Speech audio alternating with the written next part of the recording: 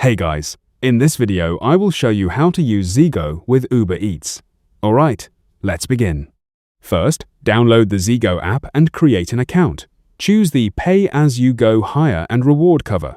After creating the account, add funds to your Zego balance. This allows you to pay for insurance only during the minutes you are actively delivering food. Next, link Zego with Uber Eats. Open the Zego app and go to the Work Providers section. Select Uber Eats and connect your account. Once linked, Zego automatically detects when you go online or offline in the Uber app, so you are only charged when delivering.